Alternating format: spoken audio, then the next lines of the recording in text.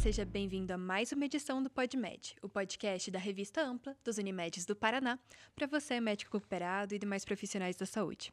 Hoje estamos aqui com Ronielson Pereira Barbosa, coordenador de qualidade do Hospital São Vicente Curitiba, credenciado do Unimed Curitiba, e que teve o projeto ganhador dessa edição de 2024 do Prêmio de Boas Práticas da Segurança em Alta, com o projeto Saúde em Nossas Mãos. Ronielson, seja muito bem-vindo. Muito obrigado pelo convite. De antemão, agradeço aí a oportunidade de falar sobre esse assunto, né, e sobre esse projeto que foi muito importante para nós. Agradeço também, em nome do Grupo Hospitalar São Vicente, a oportunidade de estar aqui com vocês. A gente agradece a sua presença, inclusive os resultados do projeto foram muito expressivos, muito legais, né? Ele foi dedicado à redução, então, das infecções relacionadas à assistência à saúde, usando ferramentas aplicadas na ciência da melhoria contínua. Isso. Então, começando ali no início do projeto, em 2021, qual que era a situação dessas infecções no hospital? Tá, nós vínhamos de um cenário. As infecções, elas sempre são um motivo de preocupação para as instituições de saúde, né? E nós vínhamos de um momento ali de transição ou de pandemia ainda. E quando a gente fala de infecções dentro de uma organização de saúde, especificamente num hospital de alta complexidade como o nosso, é inevitável que essas infecções ocorram, ainda mais num contexto da pandemia, onde nós tivemos que nos adaptar para muitas situações e para muitos cuidados, né, e como executar esses cuidados, e com isso o risco de infecção ele aumenta. Então a gente vinha num cenário crítico, vamos dizer assim, e especificamente das pneumonias associadas à ventilação mecânica, né? E qual que era o impacto disso? A gente sabia que a pandemia ela não estava no fim, ou não tinha uma previsão de fim ainda, assim, a gente não sabia o que ia acontecer. E pensando no paciente que ele vinha de um Covid ou que ele tinha essa doença, é muito provável que ele fosse submetido ao que a gente chama de intubação orotroqueal, né? Que é a ventilação mecânica mesmo. Então, esse paciente que ele é intubado, que ele está numa UTI, num ambiente mais crítico, ele tem muito mais risco de desenvolver essas infecções. Então, nós já tínhamos taxas de infecções que eram, né, próprias do serviço, ou independente de pandemia ou não, que já faziam parte dos nossos índices, né? E com a pandemia isso tudo aumentou, isso tudo virou um cenário de preocupação para nós. O que vamos fazer diante desse cenário, com essas infecções nos nossos pacientes? Obviamente não é só no Hospital São Vicente, né? Era uma preocupação, acho que, do sistema de saúde do país como um todo. Então, nós estávamos num período bem crítico de infecções e, com o cenário da pandemia, imaginávamos que a tendência era piorar, porque não sabíamos até onde ia, o que ia acontecer meses à frente.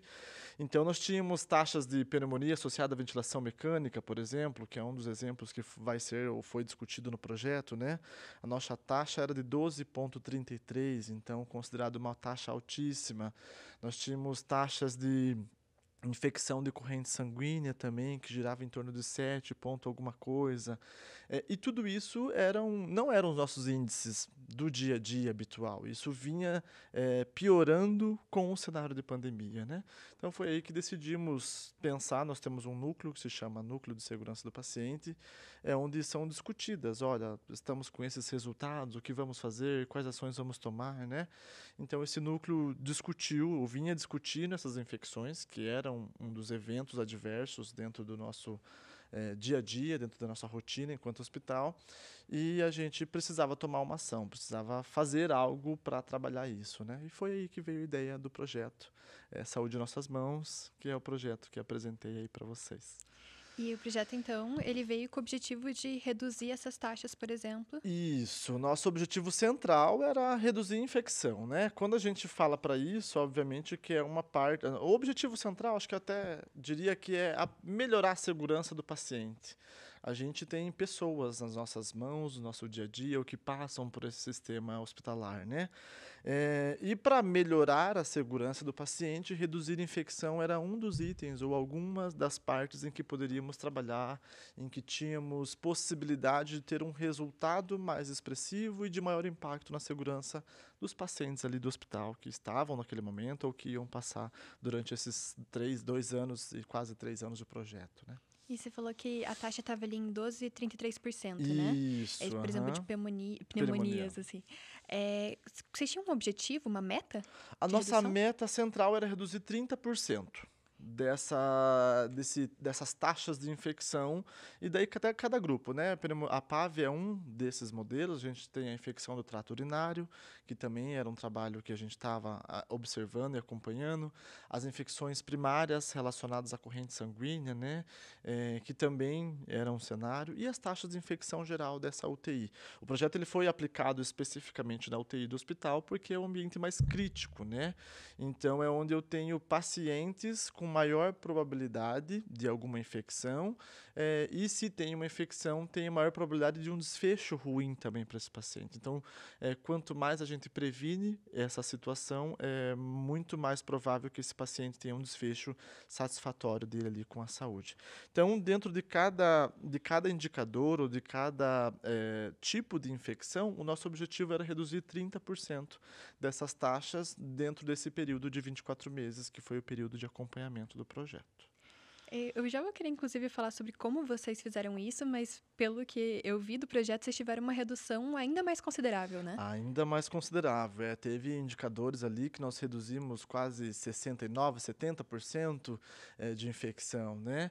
Então, isso, obviamente, foi um trabalho árduo, né? Nós vamos detalhar um pouquinho mais. Ele é um trabalho que não foi feito por mim, obviamente. Ele é feito à mão de muitas pessoas, à mão de muitos profissionais. É um trabalho que existiu desafios, obviamente. Assim, toda a instituição de saúde é um ambiente muito complexo, né? E isso, eu falo que muitas das vezes a gente não tem um roteiro do dia, ou se a gente tem um roteiro, ele pode mudar a cada segundo, porque não são geralmente previsíveis as situações que ocorrem ali.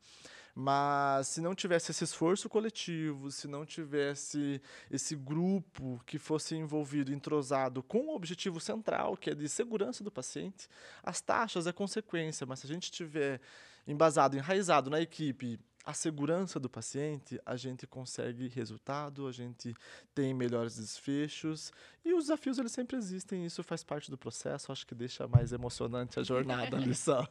Com certeza. E diante disso, uma metodologia colaborativa como a que vocês usaram tem uma relevância muito grande, né? Isso, a metodologia do projeto Saúde em Nossas Mãos, ela foi imprescindível, assim, né?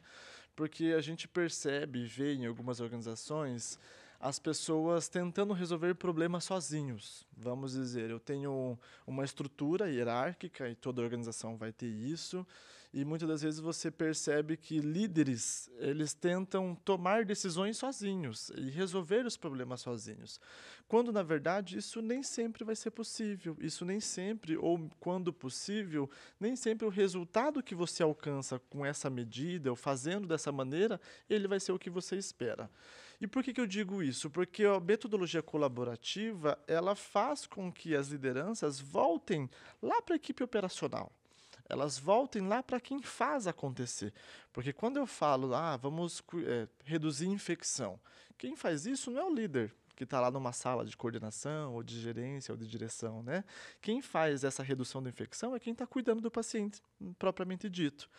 E quem sabe melhor sobre como podemos fazer isso, se não quem está fazendo? Então, essa estrutura hierárquica das organizações, às vezes, ela prejudica nesse sentido, porque eu sou líder, eu sei e eu digo como faz. Quando, na verdade, a gente sabe a regra, a gente sabe leis, a gente sabe diretrizes, mas, na prática, quem sabe é quem está lá na ponta fazendo, né? E essa metodologia colaborativa, ela visava exatamente isso. Você tem um problema, você volta lá para a sua base da sua operação, você entende com eles como podemos melhorar esse resultado. E automaticamente, com essa pergunta, você gera até uma corresponsabilização das pessoas. Se eu envolvo eles nesse problema, eles também se despertam para, precisamos reduzir infecções. O nosso objetivo é esse, né? Então, eu digo que com a metodologia colaborativa, o objetivo ele passou a ser de todos, e não só da direção que queria reduzir a infecção, e sim de todos que estavam envolvidos nesse contexto ali. E com isso vocês redesenharam, né, vários processos usando a ciência da melhoria. Você poderia explicar em termos mais práticos o que é a ciência da melhoria? Tá, essa é sempre muito confuso, né? Eu fiquei pensando como que eu ia explicar a ciência da melhoria. A ciência da melhoria nada mais é do que um pouco disso que eu já falei, assim. Existem processos que são implantados nas organizações e muitas das vezes esses processos eles são implantados e ele fica assim ad eterno. Então você não volta a olhar para ele, não vê a execução dele se realmente está acontecendo como você planejou. Você não tem medidas de controle para garantir que esse processo está sendo executado conforme ele foi desenhado. E a melhoria contínua, ela basicamente ela faz isso. Eu tenho o projeto, então, ele trabalhava no conceito da metodologia de trilogia de Juran, né? A trilogia de Juran, ela fala sobre o planejamento de qualidade, daí que eu falo de qualquer atividade que eu vou desenhar, que eu vá fazer, né? Eu planejo ela, eu vou descrever todas as etapas e como essa atividade vai acontecer. E após esse planejamento, eu preciso ter a etapa de controle, que é eu monitorar esses processos para garantir que eles se estão acontecendo ou não. A partir desse monitoramento de processo é que você vai saber, poxa, estamos acertando nisso, estamos errando naquilo, precisamos melhorar essa forma de fazer isso. Então, a melhoria contínua nada mais é você olhar para o processo que você estabeleceu e falar, poxa, o resultado que eu estou tendo, ele não é o que eu espero. O que podemos fazer para melhorar? Equipe, qual a sugestão vocês nos trazem para melhorar esse resultado? Eu vou dar um exemplo que talvez fique mais prático para quem nos assiste e para vocês também entendam, né? Vamos pensar, para eu reduzir a pneumonia associada à ventilação mecânica, que é a PAV, um dos pontos que são primordiais é a higiene oral desse paciente que está entubado ou que está com uma ventilação mecânica invasiva. E será que a equipe, que todos os turnos estão cumprindo essa higiene oral conforme é prescrito, conforme é planejado dentro da nossa instituição? Vamos avaliar. Então, nós começamos a definir alguns indicadores que eram sobre esses processos e higiene oral era um ponto que a gente avaliava, por exemplo. Aí eu vou avaliar semanalmente. Então, todo dia a gente chegava na beira do leito daqueles pacientes que estavam entubados e eu fazia uma avaliação da cavidade oral desse paciente para ver se ele estava com a higiene oral adequada. Se ele estava com a cavidade oral com a higiene adequada, ok. Tinha um cardzinho que eu virava ele numa cor verde para sinalizando que estava ok. E se ele tivesse uma higiene oral que não é adequada, não está legal isso, eu virava na cor vermelha. Então, automaticamente, essas coletas diárias, elas geravam no final do mês a minha taxa de adesão à higiene oral. Então, de conformidade nessa higiene oral, né? Então, vamos supor, essa semana ou esse mês de dezembro, nós estamos com uma taxa de adesão à higiene oral de 70%.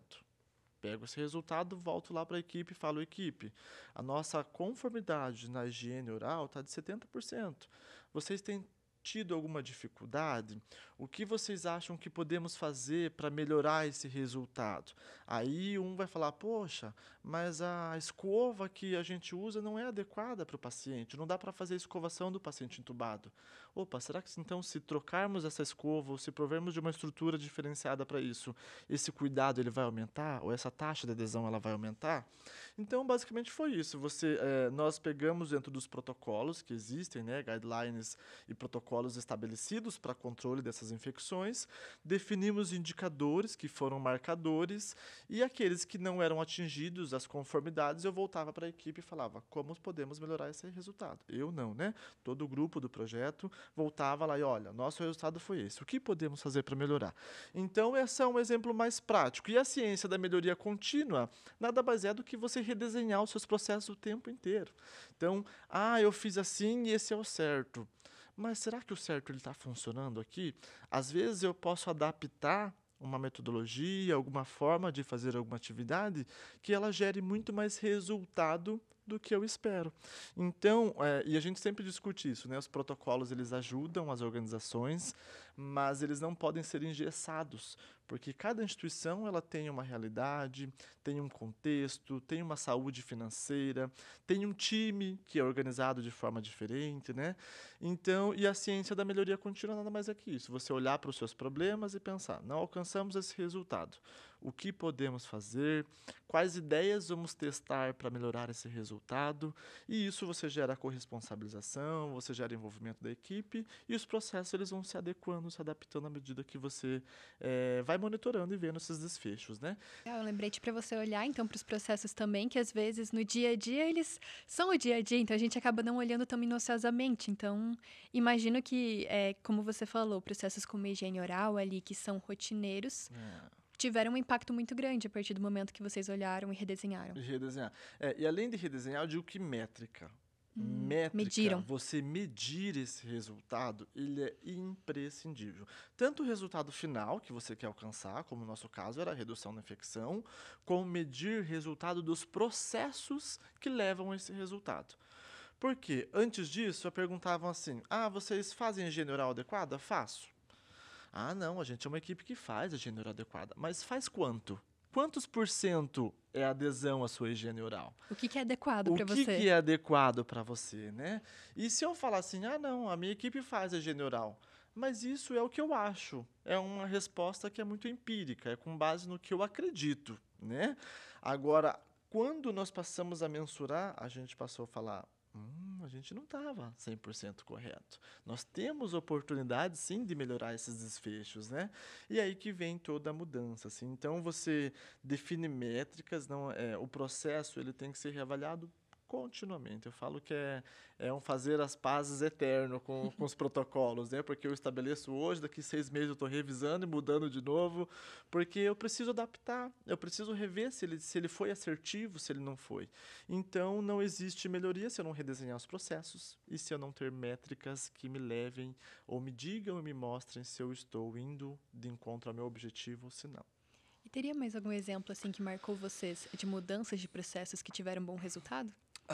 Temos sim. Então, o General foi um dos exemplos, né? Outro exemplo também aplicado ainda à PAV é, por exemplo, uma das outras medidas que é imprescindível é você manter a cabeceira desse paciente elevada em 45 graus Celsius. Por quê? Porque esse paciente que está entubado, ele tem um risco maior de broncoaspirar saliva ou micropartículas que ficam acumuladas ali na boca, e isso vai para o pulmão, né? E ele vai fazer uma pneumonia, uma infecção respiratória. E manter essa cabeceira elevada é imprescindível. Então, no começo do projeto, a gente avaliava, falando assim, a cabeceira do paciente está elevada? Tá. Beleza. Vocês conseguem garantir para mim que as cabeceiras estão sendo elevadas? Estão sendo elevadas.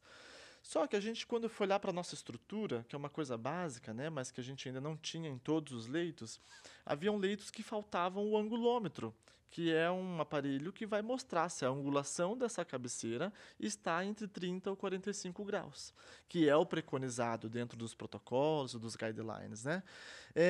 Então, o que acontecia? Você levava a cabeceira, mas só levava. Você não sabia se estava na posição que é preconizada e recomendada. E se a minha equipe ela não tem nenhuma cama, ela não tem a possibilidade de ver essa angulação, como que eu vou cobrar dele que a angulação é 30, 45 graus e aquela cama não está? Eu não posso fazer isso. Então, teve que haver uma adequação estrutural. Então, nós providenciamos e daí vem ideias, né? Essa é uma parte muito interessante do projeto que voltamos para a equipe e falamos, equipe, as nossas camas não têm angulômetro em todas as camas. O que vocês sugerem? O que a gente pode fazer para medir? A gente precisa saber se a posição, a altura da cama está na angulação adequada ou não. E a própria equipe trouxe a ideia. E se a gente construir um angulômetro, confeccionar? Daí, nossa, mas como confeccionar um angulômetro, né? Ou não, vou fazer um desenho, um protótipo. Trouxe um protótipo lá, um desenho. Dá pra gente fazer assim, pegar algo de acrílico, isso, aquilo. Poxa, acho que é possível. Vamos falar com a equipe da manutenção para ver se eles conseguem nos auxiliar? Vamos falar com a equipe de manutenção. A ideia é fazer um angulômetro aqui, assim, assado. E no final, conseguimos prototipar e criar nosso próprio angulômetro. Entende? Então, assim, e o mais legal disso é partindo essa ideia lá da ponta. É de quem faz. Então, quando eu passei, depois de ter todos os angulômetros instalados em todos os leitos, é muito mais fácil, porque eles criaram aquilo. Eles sabiam qual era a finalidade daquele equipamento, daquele dispositivo. Então, as camas elas ficavam em 30 a 45 graus, porque eles ajudaram a participar desse processo, criaram, redesenharam essa atividade, né? E fora outras várias medidas, por exemplo, reuniões diárias para discussão de resultado. Então, a gente, obviamente, tem um momento de discussão, mas tinham reuniões separadas. Então, o enfermeiro discutia com os enfermeiros, o médico com o médico, o físico com o físio. Chegou um dado momento momento que o projeto trouxe para a gente a ideia de vamos juntar essa equipe toda, vamos discutir junto esses resultados, as complicações do paciente. Então foram muitas rotinas assim que eram executadas, mas tiveram melhoria na sua forma de execução e tiveram também rotinas que não existiam e que foram implementadas dentro do serviço para que a gente pudesse chegar a esse resultado tão satisfatório, né? Perfeito. A gente até já adiantou um pouquinho, né? Mas você poderia explicitar quais foram, então, os resultados? Os resultados, claro, os resultados, obviamente, assim, existem resultados mensuráveis, né, que são esses indicadores que a gente vai falar. Então, de PAV, nós tínhamos 12,31% e o meu resultado final foi de 2,56%. Então, eu tive uma redução de 79,28% das densidades de PAV no nosso hospital. Os nossos resultados de infecção primária corrente sanguínea, eu tinha uma taxa de 6,77 de infecção de corrente sanguínea e terminamos o projeto com 3,18, ou seja, uma redução de 53,02% das infecções. E falando das infecções geral dessa UTI, nós tínhamos uma taxa de 9,12 e uma redução para 2,71. Então, uma redução de 70,28% das infecções relacionadas à assistência da saúde do paciente na nossa UTI ali, né? Então, isso são resultados mensuráveis, que é muito importante. O nosso paciente, ele ganha diretamente com isso. A nossa organização ganha no sentido de sustentabilidade, de utilização de recursos de maneira adequada, né? Isso é muito importante. E também os resultados que eles não são mensuráveis, como, por exemplo, o entrosamento dessa equipe, que passou a entender e a discutir mais as questões de segurança do paciente. Nós passamos a ter um entendimento ou lideranças preparadas para essa metodologia da ciência da melhoria, né? Vamos pensar que não está dando certo, o que podemos fazer? Então, desenvolvemos lideranças que foram possíveis, que pensam hoje assim e que não, olha, isso a gente tem que mudar. Eu passo no corredor, eu vou no setor. Não, olha, isso não está legal. O que a gente pode fazer para medir isso? Vamos alterar esse resultado? A gente pode, nós conseguimos, nós somos capazes. Então, eu acho que isso não consigo medir esse pertencimento de uma equipe para a segurança do paciente ou para quando falamos de segurança do paciente. E esse entrosamento, esse envolvimento, eu não posso mensurar, né? Mas eles, sem dúvida, são ganhos muito mais expressíveis do que até o próprio resultado do projeto. Por quê? Se eu tenho a mudança, a transformação dessa equipe, eu tenho a garantia de sustentar esse resultado, né? A gente falava muito, então, alcançar um resultado talvez seja fácil, ou talvez seja possível, mas o desafio maior é você sustentar ele, é você dar continuidade a esse trabalho. E sem as pessoas que fazem, de novo, isso acontecer, mudarem o seu mindset, a sua forma de pensar, a sua forma de trabalhar, eu não consigo que essa melhoria se sustente, né? Então, acho que esse foi o maior ganho, além de, claro, obviamente, os pacientes que passaram pelo hospital nesse período e que continuam sendo assistidos por nós, que têm esse tratamento com esse olhar diferenciado. É um trabalho de formiguinha, né? A gente falando aqui hoje, é tudo tão lindo. Não, não é, não. O dia a dia ele requer muitos desafios ali. Mas, de novo, acho que o maior ganho da ciência da melhoria contínua é você desenvolver profissionais para trabalharem e atuarem com esse pensamento, com essa crítica. E, assim, o resultado ele é a consequência de todo o trabalho. Inclusive, eu acabei não perguntando em quanto tempo que vocês atingiram esses resultados. O projeto ele foi de 24 meses. Então, Perfeito. na verdade, antes, assim, teve 24 meses de execução do projeto. Mas previamente, então lá em 2020, já havia tido reuniões com essa equipe do Moinhos do Vento, que foi o hospital parceiro, né, que nos acompanhou dentro do projeto. E nessas reuniões eles fizeram cálculos, levantamentos para ter uma base de que são essas taxas que eu falei, né? A minha taxa é tanto, meu índice é tanto. Então, em 2020 a gente começou a pensar no projeto. Olha, precisamos no próximo ano fazer ações para reduzir infecções. E propriamente 2021 começou, em novembro de 2021, e terminamos em novembro de 2023. Então foram 24 meses de execução do projeto. Eu digo que para a gente perceber esses resultados, propriamente dito, acho que levou em torno de uns 10 a 11 meses, porque houve um tempo de adequação estrutural, houve um tempo de preparo dessas lideranças, houve um tempo de treinamento de toda a equipe, de novo, né, dos protocolos, dos processos, do que estava estabelecido, do que não estava. Aqueles que precisavam de mudança por algum fator tiveram esse tempo para ser ajustados. Então, nesses meses iniciais eram isso: rever protocolo, repensar rotina, refazer e treinar.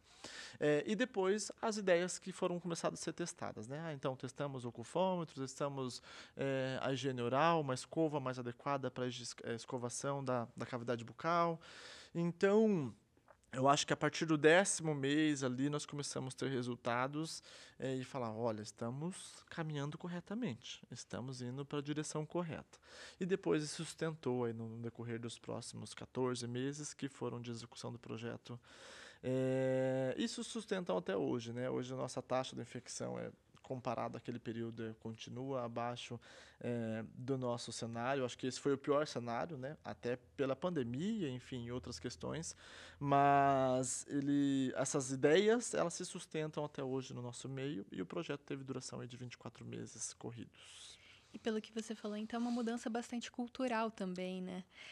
Teve alguma resistência à mudança, que eu entendo que é algo muito natural das organizações, às vezes, né? Não, esse é isso que eu falo dos desafios, né?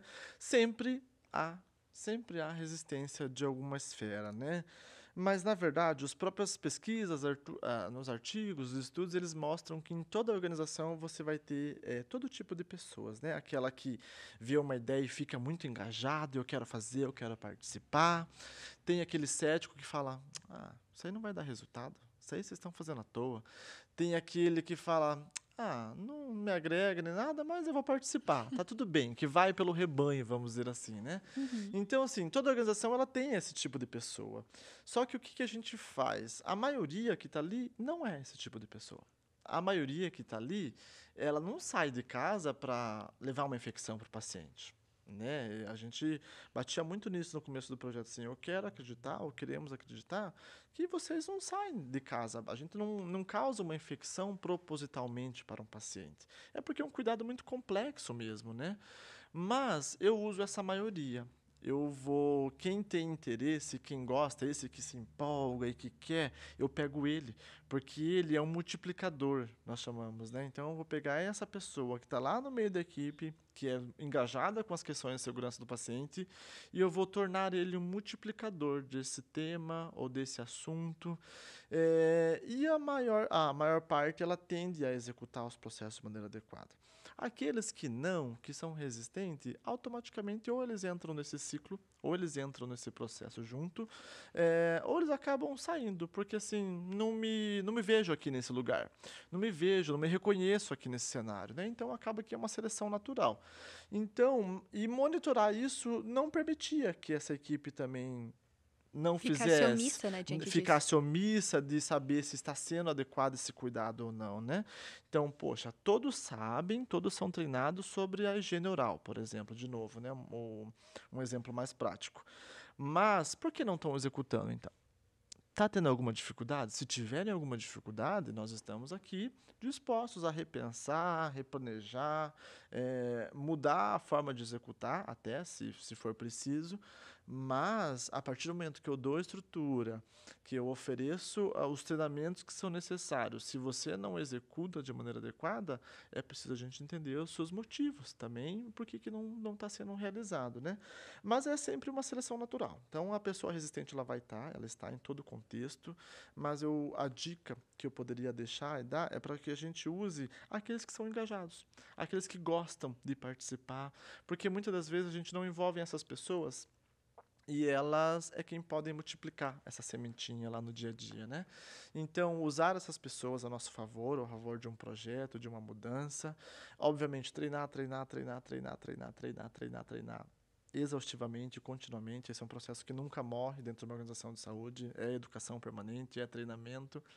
E as pessoas, elas acabam que vão pelo rebanho, né? Então, se eu tenho 70% de uma equipe que está fazendo, que está executando, os outros 30% eles vão acabar ou se adequam ou eles não se reconhecem nesse contexto e se retiram dali.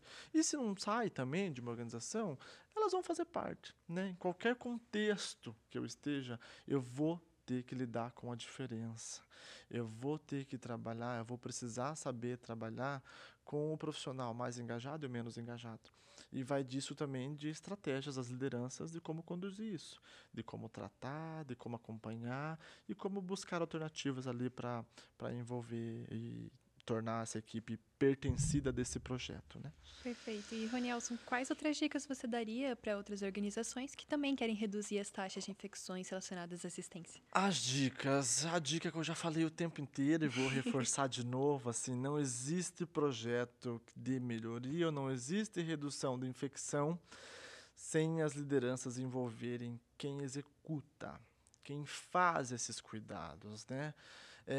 E assim, outra dica, comemore as pequenas conquistas. Então, olha, pessoal, reduzimos 5% da nossa infecção. Parabéns, a gente está no caminho certo. O que podemos fazer agora para aumentar 10%, para ser 15% no mês que vem de redução, né?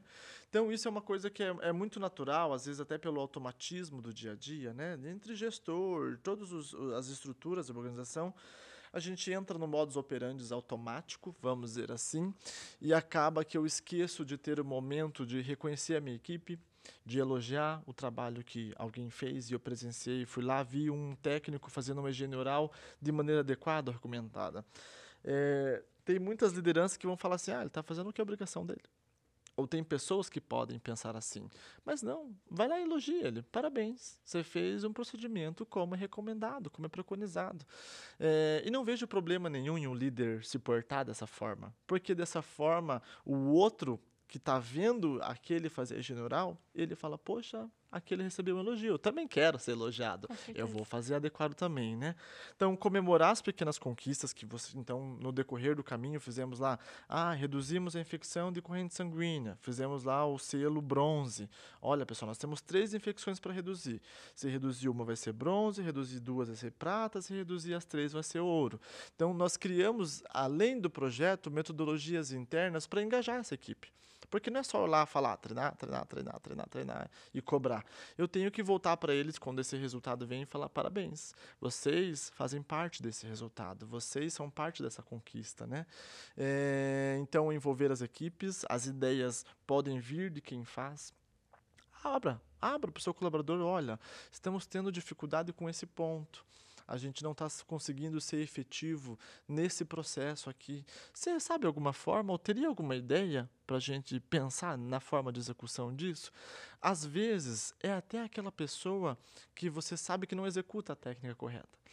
Mas quando você pede a ele uma ideia, uma sugestão, ele vai pensar, ele vai trabalhar para trazer essa sugestão e quando isso é implantado, ele não tem motivos para não cumprir, para não executar, entende? Então, você usa de diversas alternativas para fazer o envolvimento dessa equipe para que o resultado ele seja consequência do todo, né? Então, envolver as equipes, comemorar as pequenas conquistas, lideranças precisam sair do trono da majestade, eu brinco, né? E ir até a ponta. Eu não posso garantir que um processo está acontecendo sem eu fazer uma inspeção, sem eu validar se isso está acontecendo. E é muito comum termos líderes ou gestores que chegam no seu escritório, na sua sala e passam o dia ali trabalhando. Sabemos que o líder tem mais, às vezes, rotinas administrativas, né, burocráticas, isso é natural, mas ele tem que ter um tempo reservado para visitar essa equipe, para visitar essa estrutura que está sob sua gestão e ver como que estão acontecendo as atividades que são preconizadas ali dentro, né? E discutir com a equipe também, tá ali junto. Então, um exemplo, nós tivemos não que isso não acontecia, já acontecia no Hospital São Vicente, mas dentro do projeto ele se fortaleceu muito mais. Reunião com direção, diretor, coordenador, gerente e equipe operacional. Poxa, estamos todo mundo aqui. O problema é nosso. Não é o problema do diretor, do técnico, da enfermagem, do enfermeiro, da gerência. Não. Temos esse problema em comum. Nós trabalhamos no Grupo Hospitalar São Vicente, né? Quais ideias vocês, coletivo, têm para resolver essa questão? Então, acho que esse, assim, foi o maior ganho. E redesenhar. Não existe melhoria aonde muitas das vezes a gente chegava assim, mas por que faz assim? Ah, sempre foi assim. Se sempre foi assim, ele não tem melhoria.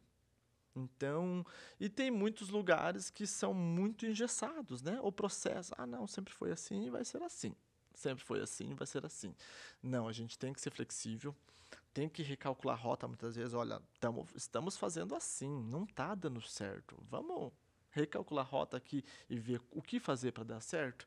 E se a gente não tem, enquanto gestor, enquanto equipe, essa flexibilidade, isso não é possível de alcançar, né? Porque a mudança é contínua, o ambiente que a gente está inserido, um hospital, é muito complexo e você precisa ser flexível, senão essa mudança ela não ocorre da maneira que você deseja. Ocorre, mudanças sempre acontecem, nem sempre elas vão ter resultados satisfatórios, né? Mas é preciso ser flexível. Ronielson, então parabéns para você e para toda a equipe envolvida também no projeto do Hospital São Vicente.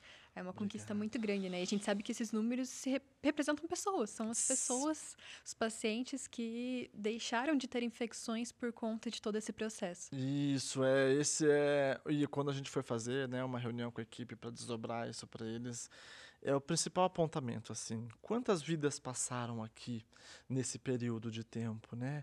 E, de novo, né, não existiu esse projeto sem não houver o envolvimento e o pertencimento e a responsabilidade de um grupo muito grande. Eu sou só o porta-voz aqui e quem escreveu, basicamente, o texto ali que foi usado na apresentação.